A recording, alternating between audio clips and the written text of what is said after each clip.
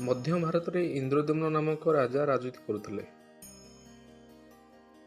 ଏବଂ ତାଙ୍କ ରାଜଧାନୀର ନାମ ଥିଲା ଅବନ୍ତୀ। ରାଜା ଇନ୍ଦ୍ରଦ୍ୟୁମ୍ନ ଭଗବାନ ବିଷ୍ଣୁଙ୍କର ବଡ଼ ଭକ୍ତ ଥିଲେ। ସେ ସବୁବେଳେ ଭଗବାନ ବିଷ୍ଣୁଙ୍କ ଦର୍ଶନ ନିମନ୍ତେ ସର୍ବଦା ବ୍ୟାକୁଳ ଥିଲେ।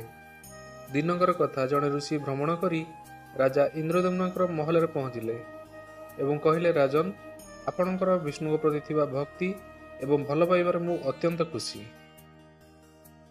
ଋଷି ଜଣକ ରାଜା ଇନ୍ଦ୍ରଦ୍ୟୁମ୍ନଙ୍କୁ କହିଲେ, ରାଜନ ବିଷ୍ଣୁଙ୍କର ଭବ୍ୟ ରୂପ ଓଡ଼ିଶା ପ୍ରଦେଶରେ ନୀଳମାଧବଙ୍କ ରୂପରେ ପୂଜା ପାଉଛନ୍ତି, କିନ୍ତୁ ସେ ସ୍ଥାନ ଓଡ଼ିଶାର କେଉଁଠି ସେଇଟା ଆପଣଙ୍କୁ ଖୋଜିବାକୁ ପଡ଼ିବ। ଏହି କଥା ଋଷିଙ୍କଠାରୁ ଶୁଣିବା ପରେ ରାଜା ଇନ୍ଦ୍ରଦ୍ୟୁମ୍ନ ବହୁତ ଖୁସି ହୋଇଯାଇଥିଲେ ଏବଂ ସେ ମହଲର ମୁଖ୍ୟ ପୂଜାରୀଙ୍କ ଭାଇ ବିଦ୍ୟାପତିଙ୍କୁ ଆଦେଶ ଦେଇଥିଲେ ଯେ ଓଡ଼ିଶା ଯାଇ ନୀଳମାଧବଙ୍କର ସନ୍ଧାନ କରିବେ। ବିଦ୍ୟାପତି ରାଜା ଇନ୍ଦ୍ରଦ୍ୟୁମ୍ନଙ୍କର ଆଦେଶ ପାଇବା ପରେ ତୁରନ୍ତ ଓଡ଼ିଶା ଭ୍ରମଣ ପାଇଁ ବାହାରିଥିଲେ। ବହୁଦିନ ଭ୍ରମଣ ପରେ ଯେତେବେଳେ ବିଦ୍ୟାପତି ଓଡ଼ିଶାରେ ପହଞ୍ଚିଥିଲେ, ସେତେବେଳେ କିଛି ଗୁପ୍ତଚରଙ୍କ ମାଧ୍ୟମରେ ସେ ଜାଣିବାକୁ ପାଇଥିଲେ ଯେ ଶବରଙ୍କ ମୁଖ୍ୟ ବିଶ୍ୱାବସୁ କୌଣସି ଏକ ଗୁପ୍ତ ଗୁମ୍ଫାରେ ଭଗବାନ ନୀଳମାଧବଙ୍କର ପୂଜା କରୁଛନ୍ତି।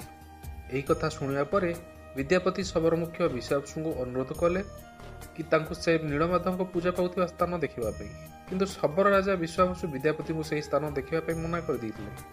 ତାପରେ ବିଦ୍ୟାପତି ସେହି ଗାଁରେ କିଛି ଦିନ ରହିବାକୁ ଲାଗିଲେ।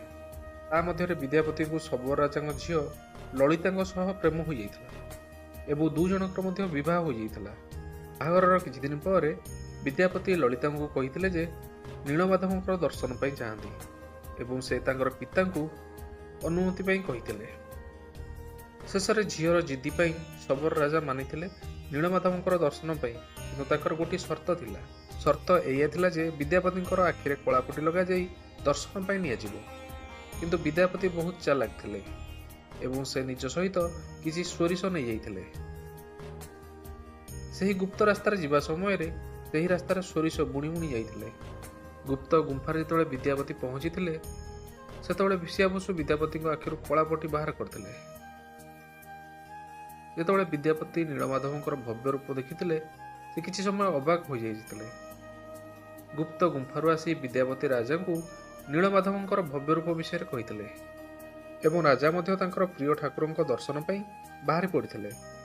ଯେତେବେଳେ ରାଜା ଇନ୍ଦ୍ରଦ୍ୟୁମ୍ନ ଶବର ରାଜାଙ୍କ ସହିତ ଗୁପ୍ତ ଗୁମ୍ଫାରେ ଦର୍ଶନ ପାଇଁ ପହଞ୍ଚିଥିଲେ, ସେତେବେଳେ ଭଗବାନ ନୀଳମାଧବ ଅନ୍ତର୍ଦ୍ଧାନ ହୋଇଯାଇଥିଲେ।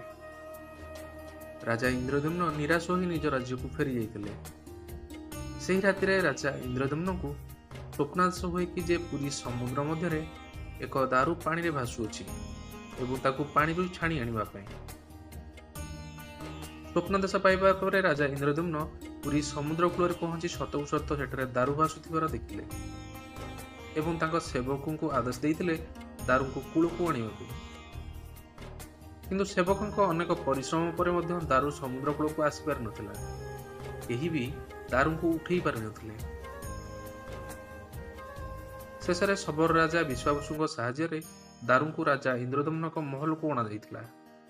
କିନ୍ତୁ ସେହି କାଠର ଦାରୁଙ୍କଠାରେ କେହି ବି ଶିଳ୍ପୀ ପ୍ରଭୁ ନୀଳମାଧବଙ୍କ ମୂର୍ତ୍ତି କରିପାରୁନଥିଲେ।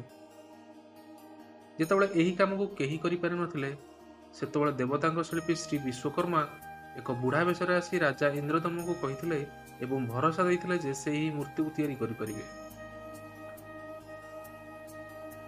କିନ୍ତୁ କିଛି ସର୍ତ୍ତରେ। ସର୍ତ୍ତଟି ଥିଲା ଯେ ସେ ଭଗବାନଙ୍କ ମୂର୍ତ୍ତିକୁ 21 ଦିନରେ ତିଆରି କରିବେ ଏବଂ ଏକୁଟିଆ ତିଆରି କରିବେ।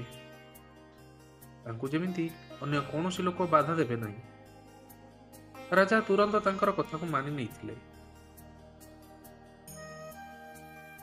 କିଛି ଦିନ ପରେ ଲୋକମାନଙ୍କୁ କେବଳ ମୂର୍ତ୍ତି ତିଆରି କରିବାର ଶବ୍ଦ ହିଁ ଭିତରୁ ଶୁଭୁଥିଲା। ଏହା ଭିତରେ 15 ଦିନ ବିତି ଯାଇଥାଏ, କିନ୍ତୁ ଭିତରୁ କୌଣସି ମୂର୍ତ୍ତି ତିଆରି କରିବାର ଶବ୍ଦ ଆଉ ଶୁଭୁନଥାଏ। ରାଣୀ ବିଚଳିତ ଏବଂ ଭୟଭୀତ ହୋଇଗଲେ ଏବଂ ଭାବିଲେ ବୁଢ଼ା କାରିଗର ଭୋକ ଉପାସରେ ବୋଧେ ମୃତ୍ୟୁବରଣ କରିଛନ୍ତି। ଏହାପରେ ରାଣୀ ଗୁଣ୍ଡିଚା ଦୁଆର ଖୋଲିବା ପାଇଁ ରାଜାଙ୍କ ଆଗରେ ଜିଦି କରିଥିଲେ।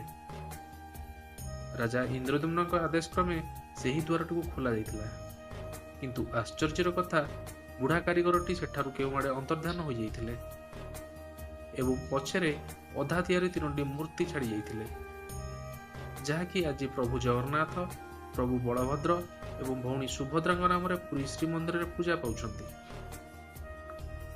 ପ୍ରଭୁଙ୍କର ଅଧା ତିଆରି ହାତର କାରଣ ଏହା ହିଁ ବୋଲି କୁହାଯାଇଥାଏ। ଜୟ ଜଗନ୍ନାଥ।